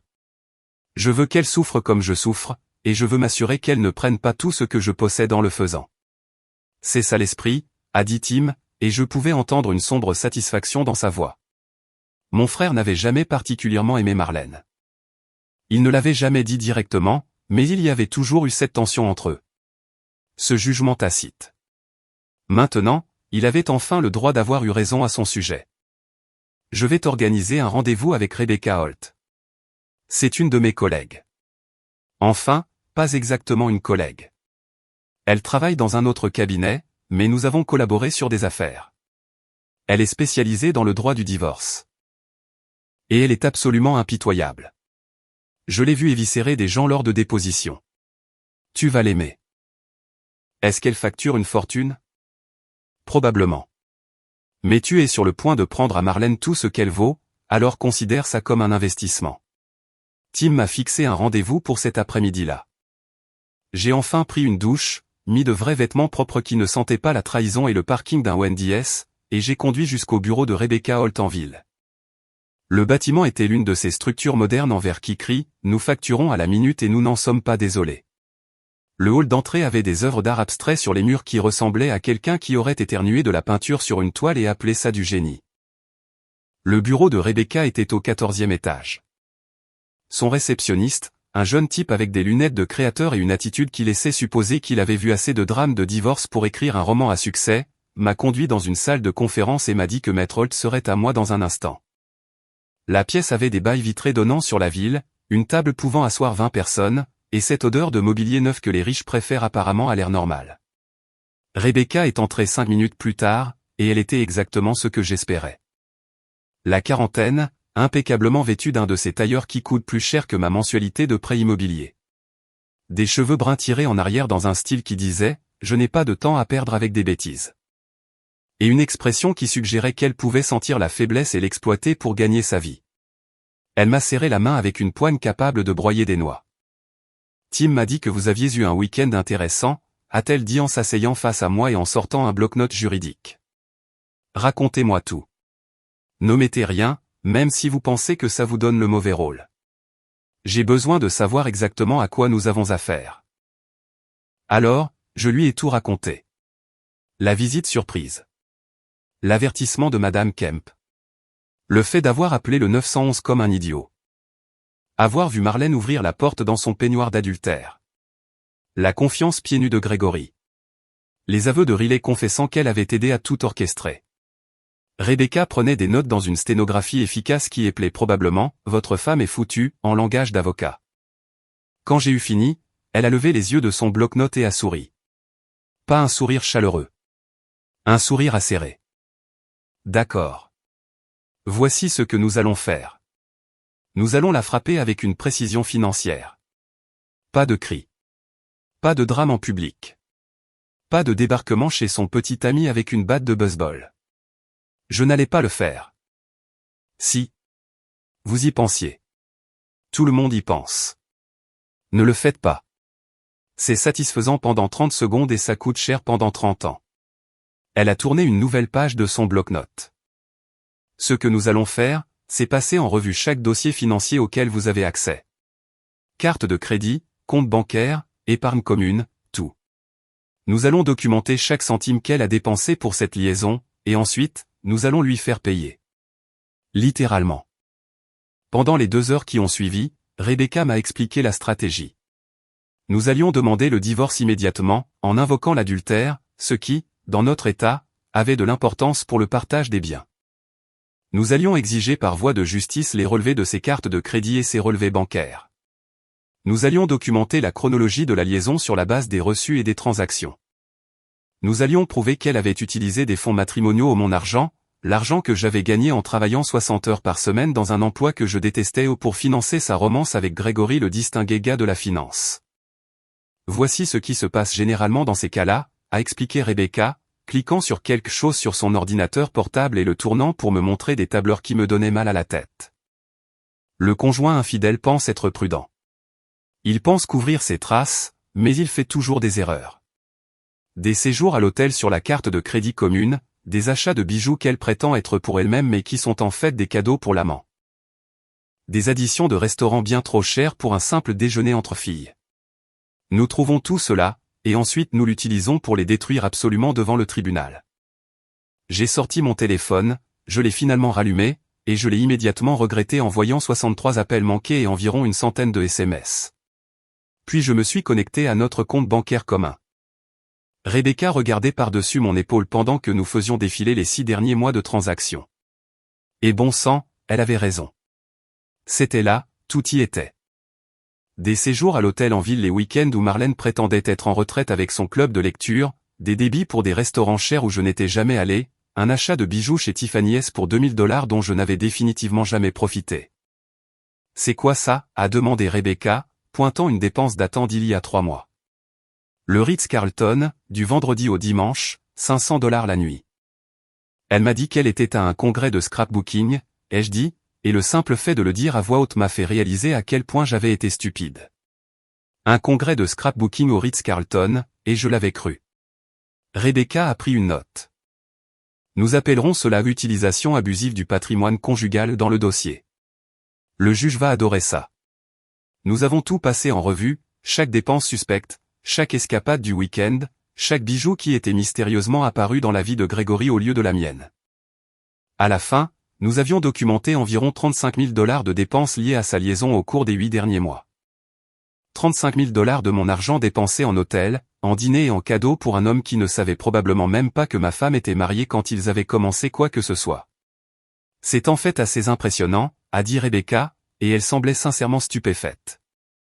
J'ai déjà vu des gens dépenser de l'argent pour des liaisons, mais votre femme y est allée à fond. Elle n'essayait même plus de le cacher vers la fin. Dois-je me sentir spécial qu'elle ne m'ait pas assez respecté pour effacer ses traces? Non, vous devriez vous sentir soulagé, parce que cela rend mon travail incroyablement facile. Elle a fermé son ordinateur et m'a regardé à nouveau avec ce sourire de requin. Voici ce qui va se passer. Nous déposons le dossier cette semaine. Nous demandons tout, la maison, la majorité des économies. Et une compensation pour les fonds matrimoniaux qu'elle a détournés. Son avocat va arguer qu'elle mérite la moitié parce que ce sont des biens communs. Nous allons arguer qu'elle a perdu son droit aux biens communs lorsqu'elle a décidé de traiter son mariage comme un distributeur de billets pour sa liaison. Le juge ne nous donnera peut-être pas tout. Mais nous allons repartir avec suffisamment pour qu'elle regrette d'avoir un jour rencontré Grégory. Et pour Riley, ai-je demandé, parce que c'était la part qui faisait encore plus mal que tout ce que Marlène avait fait. Elle a aidé. Elle lui a donné la maison. Elle m'a menti. L'expression de Rebecca s'est légèrement adoucie. Ça, ce n'est pas une question juridique. C'est une affaire de famille. Mais, pour ce que ça vaut. Votre fille est une adulte qui a pris une décision d'adulte en trahissant votre confiance. Vous ne lui devez pas le pardon simplement parce que c'est votre enfant. C'est quelque chose que vous avez le droit de décider à votre propre rythme. J'ai quitté le bureau de Rebecca en ressentant quelque chose que je n'avais pas ressenti depuis vendredi, puissant, en contrôle, comme si je n'étais peut-être pas seulement le mari triste et pathétique qui s'était fait tromper. Peut-être que j'étais le gars qui allait gagner. Mon téléphone a sonné pendant que je montais dans mon camion. Marlène. Je l'ai laissée aller sur la messagerie vocale. Elle avait appelé tout le week-end, paniquant probablement. Essayant probablement de pondre une histoire où c'était d'une certaine manière de ma faute pour ne pas l'avoir appréciée ou lui avoir donné de l'attention ou n'importe quelle autre excuse que les infidèles utilisent pour justifier leur choix. Je m'en fichais. Rebecca m'avait donné des devoirs, rassembler des documents, faire la liste des biens, me préparer pour la guerre. Riley a essayé d'appeler ensuite. Je l'ai ignorée, elle aussi. Elle avait envoyé environ 47 textos au cours du week-end, allant de « Papa, s'il te plaît, appelle-moi » à « Je suis tellement désolé » en passant par « Tu ne peux pas m'ignorer pour toujours. Regarde-moi bien, ma chérie. Regarde-moi t'ignorer pendant exactement le temps qu'il te faudra pour comprendre ce que tu as fait. » Tim m'a appelé ce soir-là. Alors, comment ça s'est passé avec Rebecca? Je crois que je suis amoureux d'elle, ai-je dit, dans un sens purement professionnel du type « Elle va détruire ma femme. » Tim a ri. Elle est bonne, hein? Je te l'avais dit. Alors, c'est quoi le plan? Le plan est de prendre à Marlène tout ce qu'elle vaut et plus encore. Le plan est de s'assurer que Grégory réalise qu'il n'a pas seulement eu une petite amie.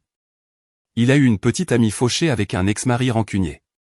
Le plan, c'est la vengeance, Tim. Une vengeance froide, calculée. Financièrement dévastatrice. Ça, c'est mon frère, a dit Tim, et je pouvais entendre la fierté dans sa voix. Si tu as besoin de quoi que ce soit, je suis là. Cette nuit-là, j'ai enfin dormi. Pas un super sommeil. J'ai rêvé de tribunaux, de tableurs et de Marlène pleurant devant un juge, mais c'était du sommeil quand même. Et quand je me suis réveillé le mardi matin, je ne me sentais plus brisé. Je me sentais concentré, déterminé, prêt.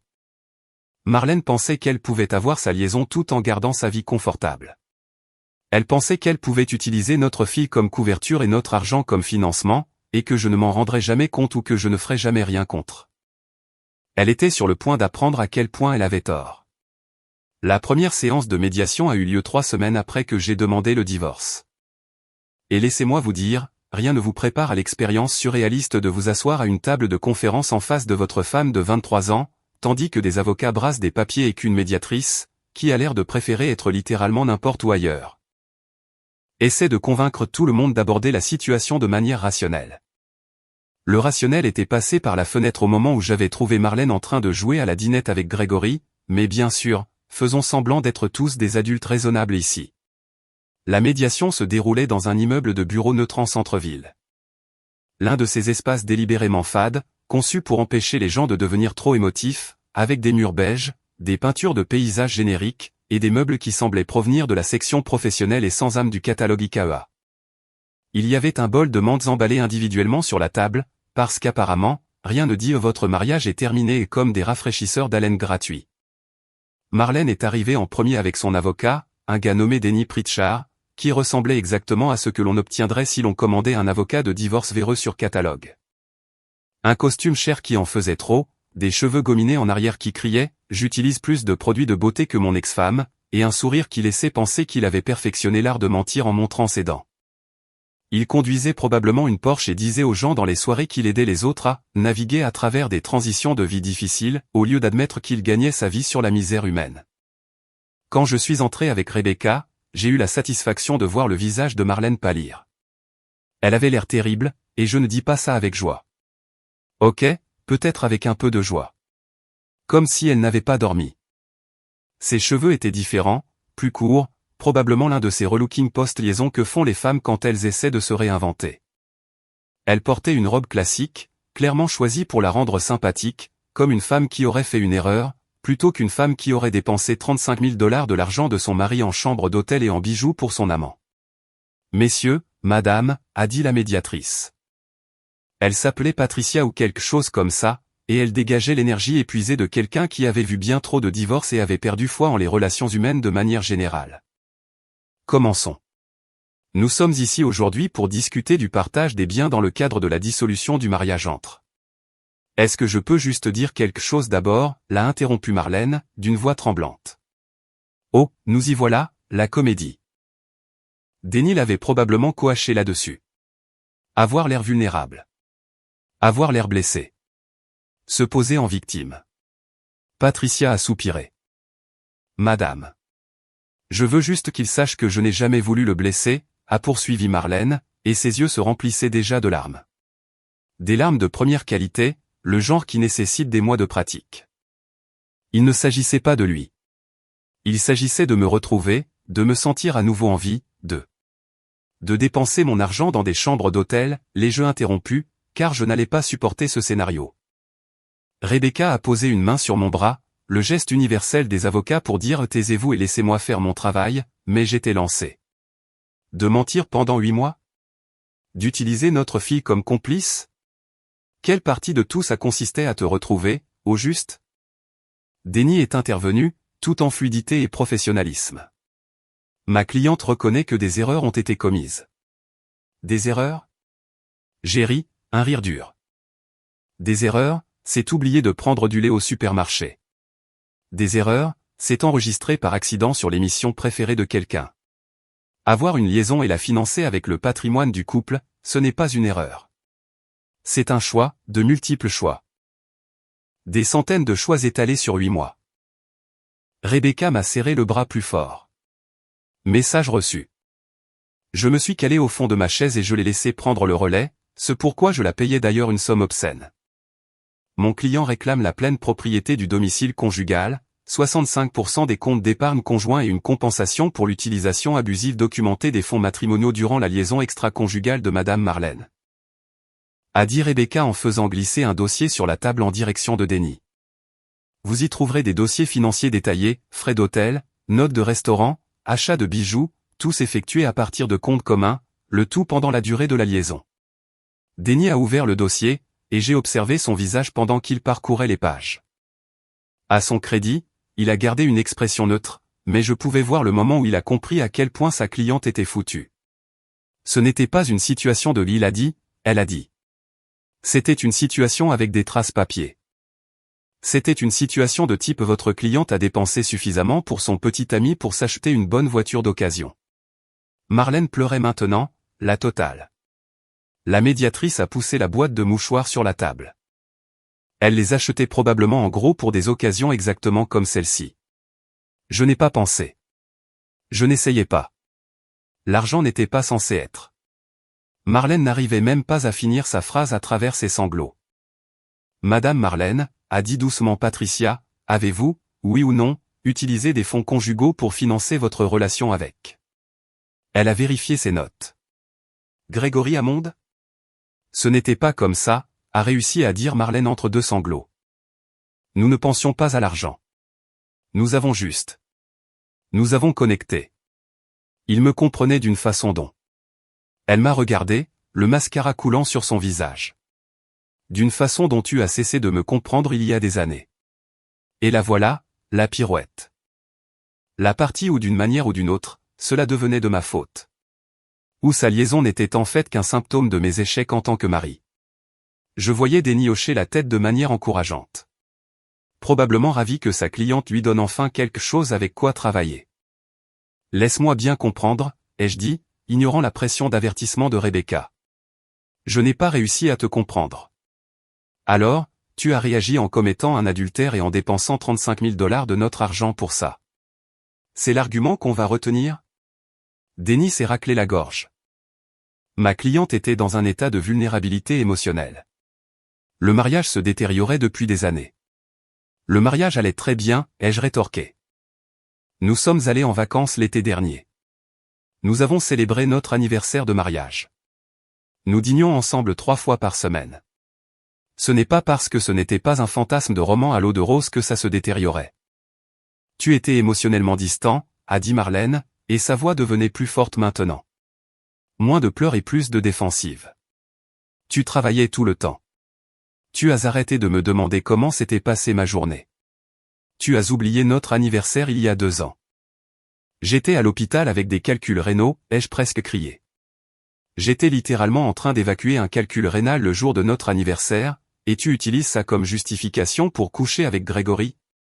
Patricia a levé les mains. Que tout le monde respire un grand coup.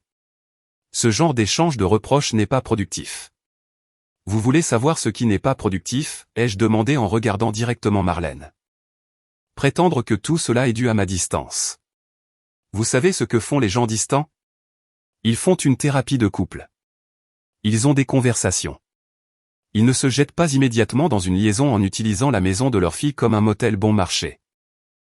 Marlène a tressailli à cette phrase. Bien. Elle devrait tressaillir. La médiation a continué pendant encore 2 heures. Denis a argumenté que Marlène méritait la moitié de tout, car c'est ainsi que fonctionnent les biens communs. Rebecca a répliqué en citant la liaison, la trahison financière et le fait que Marlène avait essentiellement volé le mariage pour financer sa relation. Patricia a essayé de trouver un juste milieu, en suggérant différents scénarios de partage qui ne satisfaisaient aucune des deux parties. Lorsque Denis a exigé que Marlène obtienne la moitié de la maison, j'ai encore perdu mon calme. Tu n'aimais même pas cette maison, ai-je dit à Marlène. Tu t'en plaignais constamment. Tu disais que la cuisine était trop petite. Tu disais que le porche ressemblait à une scène de crime. Et maintenant, d'un seul coup, tu en veux la moitié. C'est ma maison aussi, a dit faiblement Marlène. C'était ta maison jusqu'à ce que tu décides de faire du lit de Grégory ta maison, ai-je rétorqué.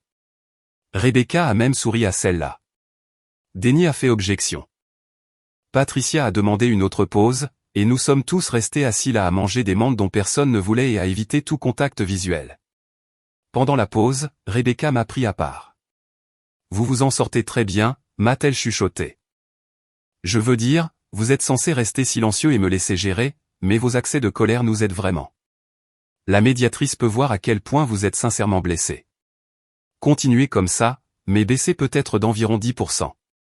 Je ne joue pas la comédie, ai-je dit. Je suis juste en colère. Je sais. C'est ce qui rend la chose si efficace. Lorsque nous avons repris, Denis a joué sa grande carte. Il a sorti toute une présentation expliquant comment Marlène avait sacrifié sa carrière pour soutenir mon travail. Comment elle s'était dévouée à élever Riley. Comment elle méritait une compensation pour des années de travail domestique non rémunéré. C'était impressionnant, à vrai dire. Il la faisait passer pour une sainte qui avait passé 2 décennies en servitude, plutôt que pour une femme qui avait eu un travail à temps partiel qu'elle aimait et qui avait plein de temps pour des clubs de lecture et, apparemment, de longues liaisons. Ma cliente a donné les meilleures années de sa vie à ce mariage, a déclaré Denny, et il semblait sincèrement passionné.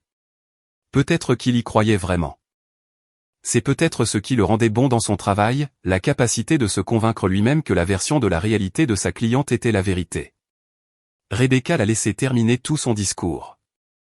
Puis, elle a ouvert son ordinateur portable, a affiché un tableur et l'a tourné pour que tout le monde puisse voir. Le dévouement de Madame Marlène à son mariage, a dit sèchement Rebecca. Documenté par moi. Les barres bleues représentent les fonds conjugaux dépensés pour des activités liées à la liaison. Les barres rouges représentent le temps passé avec Monsieur Hammond par rapport au temps passé avec son mari. Vous remarquerez que la corrélation est parfaite. C'était brutal. C'était magnifique. Le visage de Denny est devenu rouge. Marlène a recommencé à pleurer. Patricia avait l'air de vouloir prendre sa retraite anticipée. Mon client a tout investi dans ce mariage, a poursuivi Rebecca. Son temps, son argent, sa confiance. Madame Marlène a investi dans une relation avec un autre homme en utilisant les ressources de son mari. Si nous parlons de savoir qui a sacrifié quoi, les chiffres parlent d'eux-mêmes. Au moment de quitter cette médiation, nous n'avions pas trouvé d'accord. Denny demandait plus de temps pour examiner les preuves. Patricia fixait une autre séance. Marlène appelait probablement Grégory pour lui dire à quel point j'étais méchant. Et moi? Je marchais vers mon pick-up avec Rebecca, qui avait l'air extrêmement satisfaite d'elle-même. Comment je m'en suis sorti, ai-je demandé. Vous avez dit que le lit de l'amant de votre femme était sa maison, a dit Rebecca. Ça va la hanter pendant des années. Bien joué. Au final, il a fallu 2 autres médiations et une véritable comparution au tribunal avant que le divorce ne soit finalisé.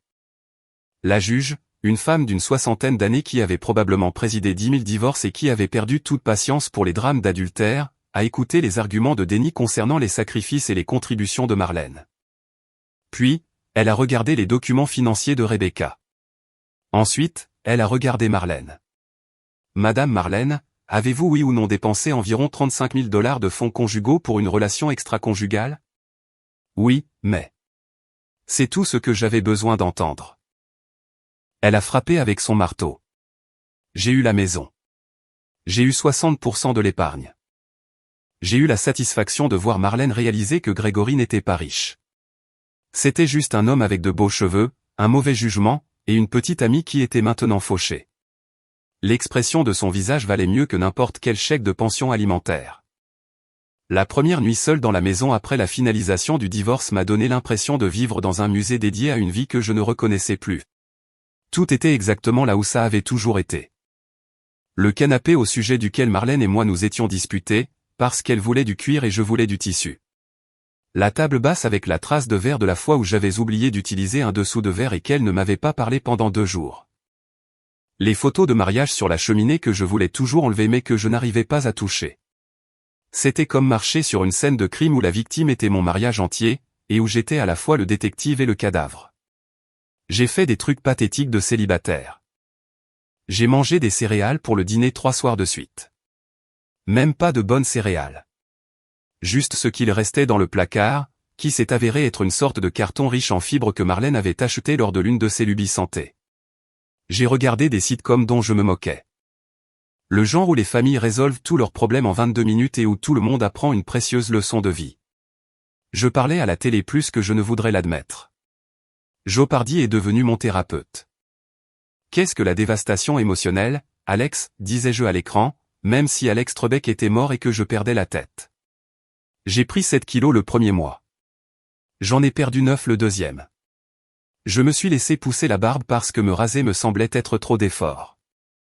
Puis je l'ai rasé parce que je ressemblais à un bûcheron dépressif qui avait renoncé à la vie. J'ai acheté une plante.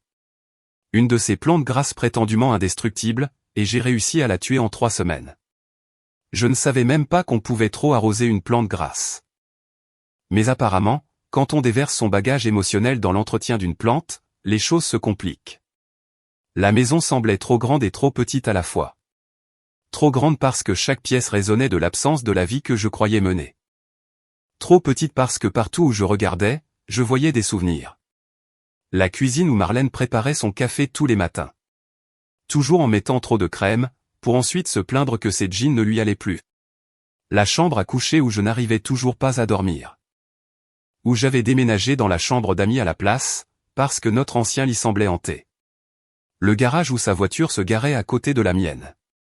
Et maintenant, il n'y avait plus qu'un espace vide qui se moquait de moi à chaque fois que je rentrais. Mon frère Tim m'appelait tous les 2 ou 3 jours pour prendre de mes nouvelles, ce qui était gentil en théorie, mais ça me rappelait surtout que tout le monde savait que j'étais le gars dont la femme l'avait trompé. « Tu t'en sors ?» demandait-il, et je mentais en répondant « Ouais, ça va. » Et il faisait semblant de me croire, parce que c'est ce que font les frères. Il m'a invité à dîner avec sa famille 2 fois. J'y suis allé une fois, je me suis assis à leur table en regardant sa femme et ses enfants faire des choses normales de famille, et je me suis excusé de partir tôt parce que j'avais l'impression de regarder un documentaire animalier sur une espèce à laquelle j'appartenais autrefois. Mais qui était désormais éteinte. Le travail est devenu mon échappatoire. Je m'y suis jeté avec le genre de dévouement qui met les collègues mal à l'aise. Les semaines de 60 heures sont passées à 70. Je me suis porté volontaire pour des projets dont personne ne voulait. Je restais tard non pas parce que j'aimais mon travail. Je ne l'aimais pas. Je vendais des assurances, ce qui est à peu près aussi excitant que ça en a l'air. Mais parce que rentrer chez moi signifiait affronter la réalité, j'avais 50 ans, j'étais récemment divorcé, et je n'avais aucune idée de comment être un homme célibataire. Puis, 4 mois après la finalisation du divorce, j'ai reçu un email de Riley. Le premier contact direct qu'elle tentait depuis que je lui avais raccroché au nez sur ce parking du NDS. J'ai vu son nom dans ma boîte de réception, et mon premier instinct a été de le supprimer. Mon deuxième instinct a aussi été de le supprimer. Mais la curiosité, ou peut-être le masochisme, difficile de faire la différence à ce stade, m'a poussé à l'ouvrir. L'objet du message était simplement « Papa ». Pas de texte d'aperçu, aucun indice de ce qu'il y avait à l'intérieur. Je l'ai fixé pendant 5 bonnes minutes avant de cliquer. « Papa, je suis désolé. Je sais que tu ne veux probablement pas entendre parler de moi. Je sais que je t'ai blessé. Je sais que j'ai trahi ta confiance de la pire façon possible. Je suis en thérapie. Blake l'a suggéré après que tout se soit passé. Et ma thérapeute dit que je devrais t'écrire une lettre, même si tu n'y réponds jamais. Alors, la voici. J'ai eu tort. J'aurais dû te parler de maman. J'aurais dû refuser de l'aider. Je me suis convaincu que je lui étais loyal, que je l'aidais à traverser une période difficile, que peut-être. Si elle s'enlevait ça de la tête, elle reviendrait vers toi et que tu n'aurais jamais à le savoir. Je me suis raconté beaucoup de choses pour me sentir mieux d'avoir à te mentir. Mais la vérité, c'est que j'ai été lâche. Je l'ai choisie elle plutôt que toi parce que c'était plus facile. Parce qu'elle a demandé la première, parce que je ne voulais pas gérer les retombées. Et je suis vraiment désolé. Je ne m'attends pas à ce que tu me pardonnes. Je ne sais même pas si je mérite d'être pardonné. Mais je veux que tu saches que tu me manques. Mon père me manque. Et je suis désolé de ne pas avoir été la fille que tu méritais. Je t'aime, Riley. Je l'ai lu 3 fois. Puis, j'ai fermé mon ordinateur portable et je suis allé me coucher sans répondre, parce que je ne savais pas quoi dire. Dire désolé ne répare pas une trahison. La thérapie n'efface pas le fait que votre fille a aidé votre femme à vous tromper. Mon père me manque ne ramène pas la relation que nous avions avant, celle où je lui faisais une confiance totale et aurais tout fait pour elle. Mais l'email est resté dans ma boîte de réception comme un poids. Et pendant les jours qui ont suivi, je n'ai cessé d'y retourner, de le relire, à la recherche de traces de manipulation ou de remords sincères, me demandant si j'étais censé être la personne la plus noble ici, le père indulgent qui s'élève au-dessus de tout ça. Me demandant si je voulais même être cette personne ou si je préférais m'accrocher à ma colère, parce qu'au moins, la colère ressemblait à quelque chose d'autre que du vide. 2 semaines plus tard, j'ai répondu. Juste une phrase. J'apprécie que tu prennes tes responsabilités. Je ne suis pas encore prêt à avoir une conversation, mais j'ai bien reçu ton email. Cela semblait formel et froid, comme si je répondais à une demande commerciale plutôt qu'aux excuses de ma fille. Mais c'était le mieux que je puisse faire. Des petits pas de bébé vers quelque chose qui finirait peut-être par ressembler à nouveau à une relation. Ou peut-être pas. Je ne savais sincèrement pas. Ma thérapeute, et oui, j'ai pris une thérapeute, la docteure Melissa White, parce qu'apparemment, quand votre vie entière implose, vous ne pouvez pas juste tenir le coup avec des céréales et Jeopardy a pensé que cet email était une avancée. Vous traitez vos émotions, a-t-elle dit lors de notre séance, hochant la tête d'un air encourageant, comme si je venais d'apprendre à aller sur le pot. Vous vous permettez d'accepter la complexité entre le pardon et l'autoprotection. Je ne lui pardonne pas, ai-je précisé. Je n'ai pas dit que vous le faisiez. J'ai dit que vous traitiez l'information. Le docteur White avait cette fâcheuse habitude de faire en sorte que tout paraisse thérapeutique, même quand je ne faisais qu'être en colère. Dites-moi, qu'est-ce que ça fait d'avoir pris en compte ces excuses? Comme si j'avais ouvert une porte que je ne suis pas sûr de vouloir franchir. C'est très perspicace. Vous dites ça pour tout. Parce que vous êtes perspicace sur tout. Vous ne vous en attribuez simplement pas le mérite. La thérapie, c'était bizarre. J'y avais résisté au début parce que je suis de la génération qui pense que la thérapie est pour les gens qui ne savent pas gérer leurs problèmes, pas pour les vendeurs d'assurance qui traversent des divorces difficiles. Mais Tim avait insisté, Rebecca l'avait recommandé, et j'avais fini par manquer d'excuses. Le bureau du docteur White sentait la lavande et avait beaucoup trop de plantes, toutes bien vivantes, ce qui me semblait être une attaque personnelle vu ma situation avec ma plante grasse. Elle avait un de ces visages qui donnait envie de lui raconter des choses, ce qui, je suppose, est un prérequis pour le métier de thérapeute. Parlons de l'amertume, a-t-elle dit lors d'une séance, après que j'avais passé 20 minutes à râler sur le fait que Marlène allait apparemment très bien, d'après Tim, qui avait entendu parler de quelqu'un qu'il avait vu au supermarché, avec l'air heureux et épanoui. Qu'en est-il, ai-je demandé. Je suis amer. Cela semble approprié vu les circonstances. L'amertume est compréhensible, a convenu le docteur White. Mais c'est aussi corrosif.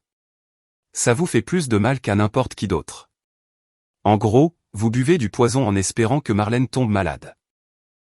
C'est une métaphore terrible. C'est une métaphore très courante qui existe pour une bonne raison. Très bien. Alors, qu'est-ce que je suis censé faire?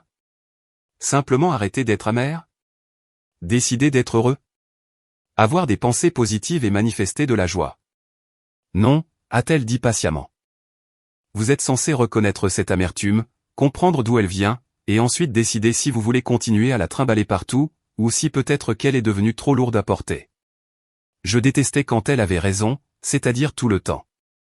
Lentement, douloureusement lentement, comme de regarder pousser l'herbe ou sécher la peinture ou n'importe quelle autre métaphore pour les choses qui prennent une éternité, la vie a commencé à avoir de nouveaux meilleurs goûts. Pas bon, exactement. Pas comme c'était avant, mais moins horrible.